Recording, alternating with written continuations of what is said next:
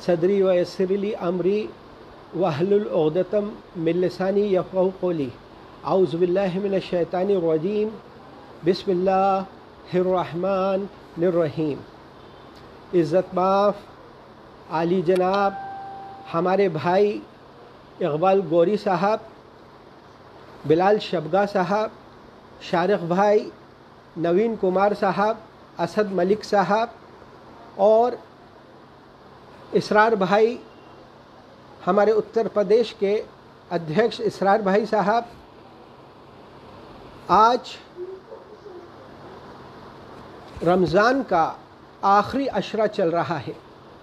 सबसे पहले मैं आप सबको दिल की गहराइयों से रमज़ान पाक की मुबारकबाद पेश कर रहा हूँ। और अभी अब्दुल करीम अंसारी साहब हमसे बात कर रहे थे और उन्होंने बहुत दुख के साथ ये बात कही कि रमज़ान का पाक महीने के बाद जो ईद आएगी हमें उसमें खुशी नहीं मनानी, क्योंकि पूरी दुनिया से लगभग 3 लाख लोग इस कोरोना वायरस की भेंट चढ़ गए हैं। और अब्दुल करीम साहब, आपकी इस बात का मैं स्वागत करता हूँ कि हमें घरों में रहकर इबादत करनी है और अल्लाह पाक से सभी लोगों की मग़फ़िरत की दुआएं करनी है। और जो ये कोरोना ख़तरनाक वायरस पूरी दुनिया में फैल रहा है, तमाम आलम इंसानियत के लिए हमें इस आखिरी अशरे में दुआ करनी है, क्योंकि ये कबूलियत का अशरा है, ये मग़फ़िरत का अशरा है, ये पाक रमज़ान है। तो मेरे भाइयों, ये जो ताख़रातें हैं इसमें हम अपने लिए भी अल्लाह पाक से दुआएं मांगे और अपने अज़ीज़ व अक़ारिब के लिए भी दुआएं मांगे और पूरे मुल्क के लिए और पूरे आलम इंसानियत के लिए। और कोरोना के अज़ाब से हम सब अल्लाह ताला से दुआ मांगे कि अल्लाह ताला हमें इस अज़ाब से निजात दिलाए और कोरोना की जल्द से जल्द दवा हमको मिल जाए। दोस्तों, अभी इक़बाल गौरी साहब को सुना मैंने, इसरार भाई को सुना, बिलाल शबगा साहब को सुना, अब्दुल करीम अंसारी साहब को सुना, शारिक भाई को सुना। माशाल्लाह सभी लोग आरिफ बेग साहब के रास्ते पर चल रहे हैं और आरिफ बेग साहब की पुरनूर शख्सियत के बारे में आपको सभी लोगों ने बताया। मैं आज जो बात कर रहा हूँ बहुत दुख के साथ हिंदुस्तान के माहौल के बारे में मैं आज आपके सामने बात रखूँगा। आज जो लोग, वक्त इतना ख़राब आ गया है कि मंदिरों में जा रहे हैं उनका, और जो लोग मस्जिदों में जा रहे हैं उनका भी स्वागत, बदकिस्मती है यह हमारे हिंदुस्तान की कि पुलिस वाले लाठियों से कर रहे हैं। और जो लोग शराब की दुकानों पर जा रहे हैं उनका स्वागत हार फूलों से हो रहा है। किस ओर मेरा देश जा रहा है। हज़ारों की तादाद में मज़दूर सड़कों पर अपने बच्चों, अपने बीवी बच्चों के साथ पैदल हज़ारों मील का सफ़र कर रहे हैं और उस सफ़र में उन लोगों को बहुत मुश्किलों का सामना करना पड़ रहा है। लेकिन दोस्तों, इसमें मैं आपको एक बात बता दूं कि हमारी इंतज़ामिया कमेटी की तो गलती है, लेकिन एक बड़ी गलती हमारी भी है। हमारी गलती ये है कि हमारा संविधान, हमारा लोकतंत्र हमें इस मुल्क का मालिक बनाता है, लेकिन मालिक अपने आप को मालिक ही नहीं समझता। हम लोकतंत्र के पर्व में कभी भी वोटिंग के अंदर हिस्सा नहीं लेते। आज हमारे मुल्क की यह बदकिस्मती है मेरे दोस्तों, मेरे भाइयों, कि हमारे यहाँ वोटिंग होती है 52%, 55% और बाकी लोग घरों से निकलते नहीं। कोई कहीं बिज़ी हो जाता है, कोई कहीं बिज़ी हो जाता है और हुकूमतें बन जाती हैं। और आप जिस पार्टी को 30-35% वोट मिलता है वो हुकूमत में आ जाता है और बाकी जो लोग 65% हैं वो उनको हुकूमत में स्वीकार कर लेते हैं, क्योंकि ये हमारी गलती है। हम अपने मुल्क के मालिक हैं और मैं इस वक्त अपने मुल्क के मालिकों से बात कर रहा हूँ। मेरे भाइयों, आज जो ये आपदा आई, ये कोरोना वायरस पूरे मुल्क में फैला, इसमें हमारे प्राइम मिनिस्टर साहब ने लॉकडाउन का ऐलान कर दिया। मैं इल्तिजा करता हूँ हमारे प्राइम मिनिस्टर के उन सलाहकारों को कि मेरे भाइयों, अगर ये लॉकडाउन हम एकदम अनाउंस नहीं करते, हम जिस वक्त हमने जनता कर्फ्यू लगाया था उसके बाद इस लॉकडाउन में 10 दिन का वक्त देते और ये हज़ारों, लाखों और करोड़ों की तादाद में जो मजदूर भाई सड़क पर परेशान हो रहा है, वो उस 10 दिन में अपने घरों में पहुंच जाता। आज भी तो हम उनको अपने घरों में पहुंचा रहे हैं, जब उस वक्त सिर्फ 500 मरीज थे। अगर हम ये रास्ता इख्तियार करते तो आज ये हज़ारों की तादाद में जो मजदूर भाई भूख से तड़प कर मर गए, जो मजदूर भाई एक्सीडेंट में मर गए, जो मजदूर भाई पैदल चलते चलते थकान से मर गए, जो मजदूर भाई रेलवे ट्रैक पर सो गए, वो कट के मर गए, ये हादसे नहीं होते।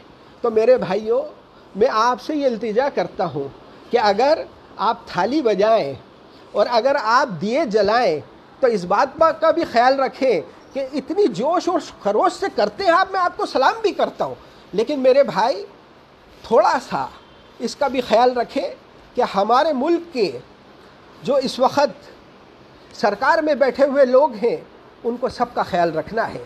हमारे प्रधानमंत्री मोदी साहब ने नारा दिया है, सबका साथ सबका विकास।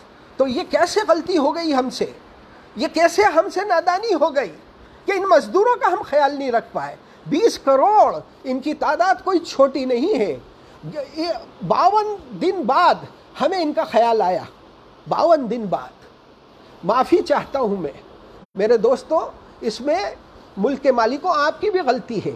और मेरे भाई, अभी मैंने एक वीडियो देखा महाराष्ट्र के अंदर, वहाँ के होम मिनिस्टर साहब थोड़े दिन पहले एक डंडे को सैनिटाइज करते हुए दिखे मुझे। पुलिस वाले से एक डंडे को सैनिटाइज करा रहे थे। मेरे भाई होम मिनिस्टर साहब, माफ़ी के साथ मैं कहता हूँ कि डंडा किसके लिए सैनिटाइज करा रहे थे? इस मुल्क के मालिकों के लिए। अगर इन्होंने अपनी उंगली को सैनिटाइज कर लिया तो आप इस पद पर नहीं रहेंगे। मैं आपको आगाह करना चाहता हूँ। और ये जो पुलिस वाले हैं, मेरे भाई, मैं आपसे रिक्वेस्ट कर रहा हूँ, ये बहुत गरीब लोग हैं, इन पे जुल्म ना करो, इनका ख्याल रखो। और मैं एक बात और कह रहा हूँ आपसे कि 5 उंगलियाँ बराबर नहीं होती। मैं सारे पुलिस वालों को एक तरह से नहीं कह रहा, लेकिन मेरे भाई पुलिस वालों, मेरे भाई, मेरे दोस्तों, आप पब्लिक सर्वेंट हो। और ये जो मजदूर नंगे पैर चल रहा है, जिस पे आप लट से प्रहार कर रहे हो, ये मजदूर इस मुल्क का मालिक है। लेकिन बदकिस्मती है कि इसको ये नहीं मालूम कि ये इस मुल्क का मालिक है। हिंदुस्तान के संविधान ने इस मजदूर को मुल्क का मालिक बनाया है। माफ़ी चाहता हूँ, मैं जज्बात में बह गया, मेरे आंखों से आंसू निकल रहे हैं, क्योंकि ये जुल्म बर्दाश्त नहीं हो रहा मुझसे। मेरे दोस्तों, मेरे भाइयों, इनका ख्याल रखो। ये मालिक हैं। अभी प्राइम मिनिस्टर साहब ने कहा हमारे मुल्क को आत्मनिर्भर बनना है। आत्मनिर्भर हम किस बात से बनेंगे जब हम, जो लोग आत्मनिर्भर हैं, उनका ही नहीं ख्याल रख रहे, तो हम कैसे आत्मनिर्भर बनेंगे? 20 लाख करोड़, 20 लाख करोड़ बहुत बड़ी रकम होती है मेरे भाइयों। और अभी तक इस रकम को बहुत सारे हमारे ओहदेदार, बहुत सारे हमारे समाज के चालाक शातिर लोग खाने का भी प्लान बना चुके होंगे। लेकिन मैं आपसे रिक्वेस्ट करता हूँ कि मेरे भाइयों, ये गलत है। रमज़ान का ये पाक महीना है, इस पाक महीने में कोई भी गलत काम नहीं करना। इस पाक महीने के बाद भी कोई गलत काम नहीं करना। और देश के मालिकों, मैं आपसे एक रिक्वेस्ट और करता हूँ, बहुत ज़्यादा आप जज्बातों में बह जाते हैं। कभी ये आपको हिंदू के नाम पर बहकाते हैं, कभी ये आपको मुसलमान के नाम पर बहकाते हैं, और आप भी मासूम हैं, बहुत जल्दी जज्बातों में बह जाते हैं। देश के मालिकों, मैं आपसे मुखातिब हूँ, मैं आपसे बात कर रहा हूँ, बहुत जल्दी बहकावे में आ जाते हैं। ये बात बात पर कभी मंदिर के नाम पर, कभी मस्जिद के नाम पर, और कभी आजकल एक नया ट्रेंड चल गया है एक नया मामला हो गया है। जब देश के हालात ख़राब हो तो हमारे हिंदू चैनल कोरोना को भी मुसलमान और हिंदू कर देते हैं। या हमारे चैनल बिके हुए हैं। मैं इनसे रिक्वेस्ट करना चाहता हूँ, मेरे भाइयों, ये गलत बात है, बहुत गलत बात है। आप हिंदुस्तान को तबाह मत करिए। आज जिस तरीके का पलायन मैं देख रहा हूँ, ऐसा पलायन 1947 में हुआ था जब देश के दो टुकड़े हुए थे। उस वक्त भी हमारे नेताओं ने अच्छा काम नहीं किया था। इस मुल्क को बांट दिया उन्होंने। आज उसका खमियाजा हिंदू और मुसलमान दोनों कौमें उठा रही हैं। हजारों लाखों करोड़ रुपए हम टेंशन पे खर्च कर रहे हैं। हम अपने मुल्क का सोना विदेशों में भेजते हैं, वहाँ से हम हथियार खरीद रहे हैं, और वो हथियार हम हिंदुस्तान और पाकिस्तान दोनों टेंशन पे खर्च कर रहे हैं।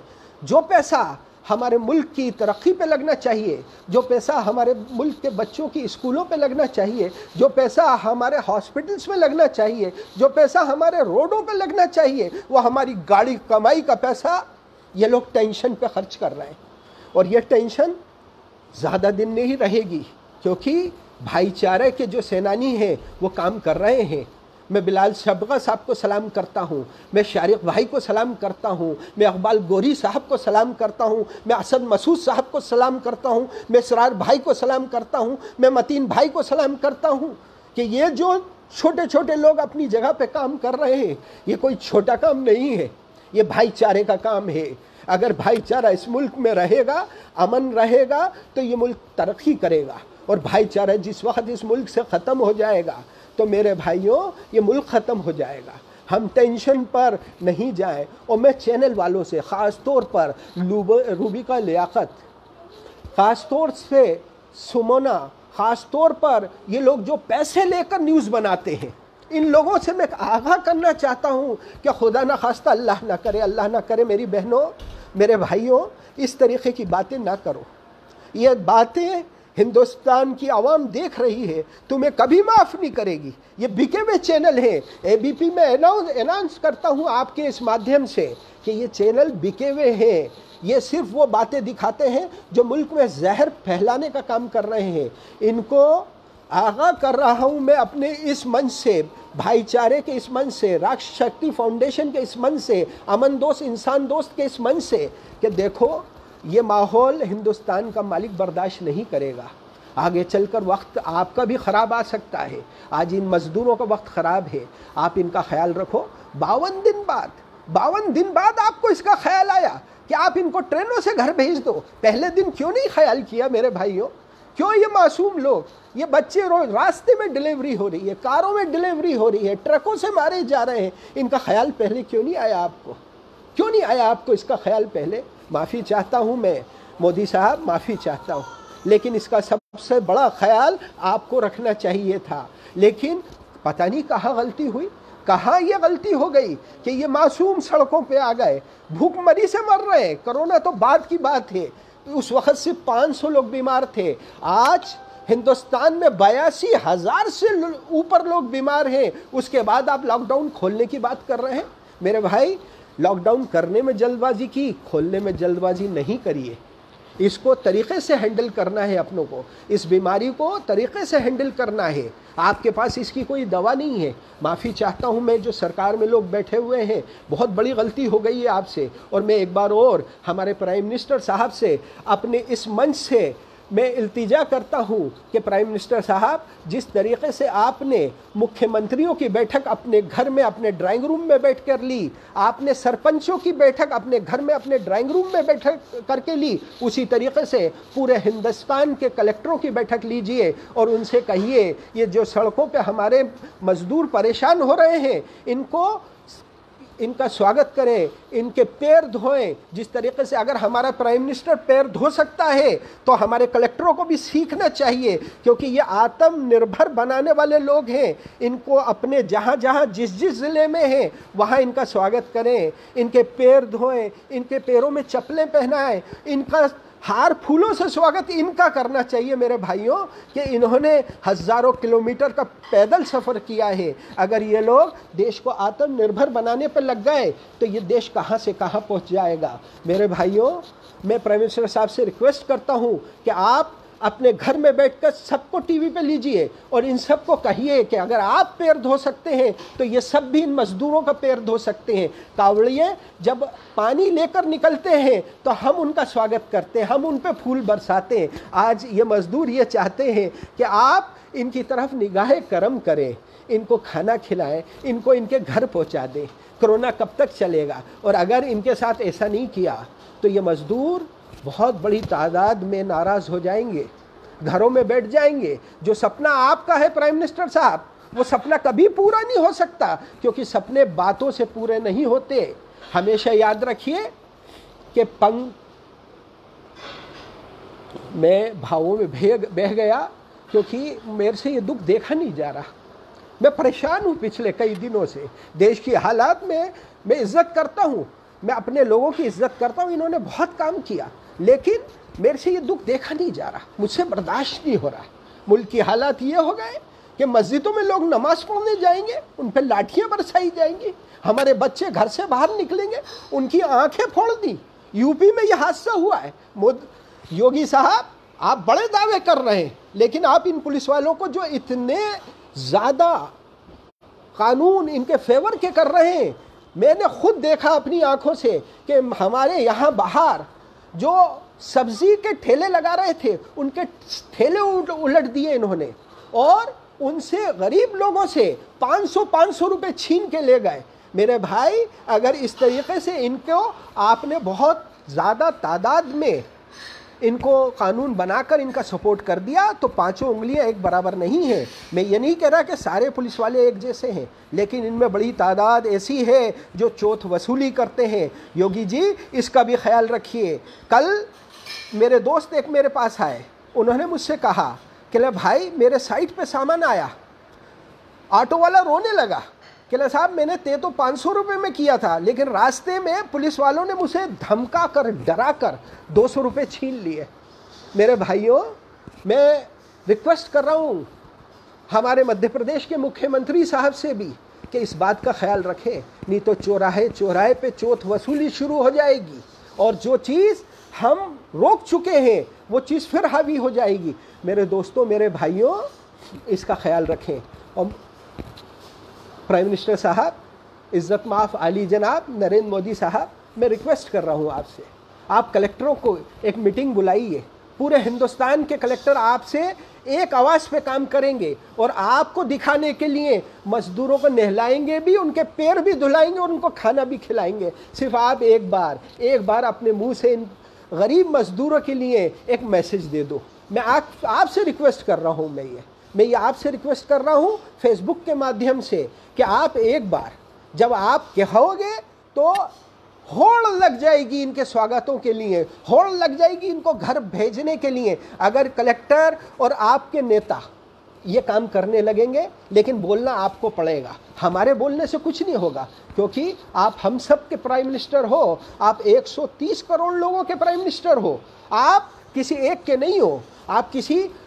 और मैंने देखा कि आपने बहुत अच्छा पैकेज दिया, इस पैकेज का भी पूरा ख्याल रखना है कि ये पैकेज उन गरीबों तक पहुंच जाए जो इसके सही मायनों में इसके हिस्सेदार हैं, सही मायनों में जो मुस्तहिक हैं, उन तक ये पैकेज पहुंचना चाहिए। क्योंकि मुल्क की इकोनॉमी तो तबाह हो ही गई है, बहुत हालत ख़राब है।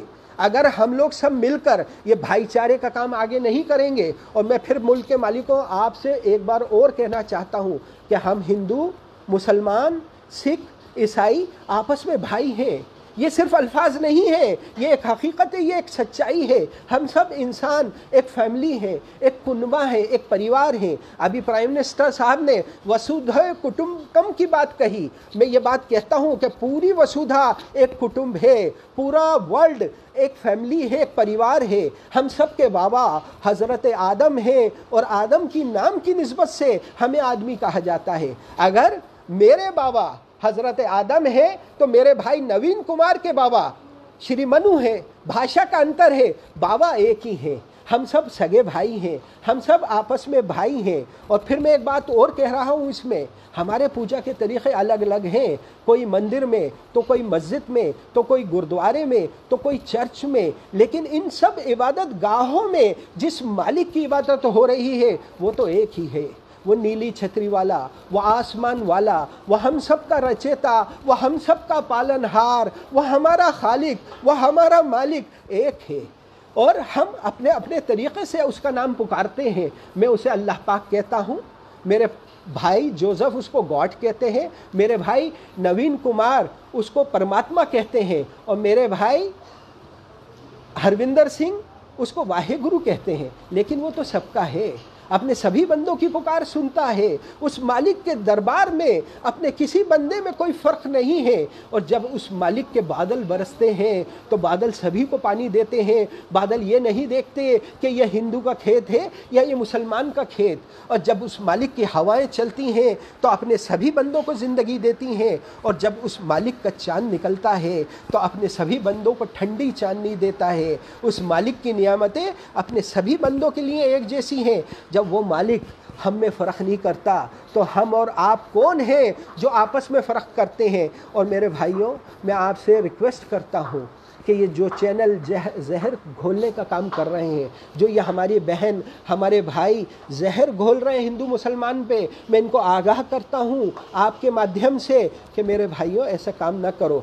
और मैं मुल्क के मालिकों से ये इल्तिजा करता हूँ कि मेरे भाई आपस में भाई हैं हम, और इन मज़दूरों को फ़िक्र करो, क्योंकि मंजिलें उन्हीं को मिलती हैं जिनके ख्वाबों में जान होती है। पंखों से कुछ नहीं होता, हौसले से उड़ान होती है। लिखी है जो स्याही से, या भी मेरे शारिक भाई ने शेर पढ़ा, बहुत अच्छा शेर है। और मैं उन मज़दूरों के लिए मैं ये शेर पेश करता हूँ जो हज़ारों लाखों किलोमीटर का सफ़र उन्होंने पैरों से तय किया, साइकिलों से तय किया, पैदल अपने बच्चों के साथ अपनी बनाई हुई गाड़ियों से तय किया। मैं उनके लिए ये शेर पेश करता हूँ कि औक़ाबी रूह जब बेदार होती है जवानों में, नज़र आती है उनको अपनी मंजिल आसमानों में। नहीं तेरा नशेमन क़स्र सुल्तानी की गुंबद में, तू शाही है बसेरा कर पहाड़ों की चट्टानों में। ये महीना बहुत पाक महीना है। इसमें आप अपने लिए दुआ करें, अपने घर वालों के लिए दुआ करें, अपने मोहल्ले के लिए दुआ करें, अपने सूबे के लिए दुआ करें, अपने शहर के लिए दुआ करें, पूरी दुनिया के लिए दुआ करें। क्योंकि इस आखिरी अशरे में अल्लाह मियाँ पहले आसमान पर आ जाते हैं और आपकी दुआ सीधी जाएगी। इन मज़दूर, गरीब मज़दूरों के लिए दुआ करें, जिस घर में राशन नहीं है उनके लिए दुआ करें। मेरे भाइयों, अंदाज़े बयां गर्चे बहुत खूब नहीं है, शायद कि तेरे दिल में उतर जाए मेरी बात। हिंदुस्तान जिंदाबाद। और आरिफ बेग साहब के लिए मैं नारा लगाऊंगा, आरिफ बेग साहब अमर रहें, अमर रहें, अमर रहें। और हम सब एक हैं, हमारा मालिक एक है, हम सब के बाबा एक हैं, हमारी माटी एक है। इस बात का ख्याल रखें। हिंदुस्तान जिंदाबाद। वाह वाह वाह वाह।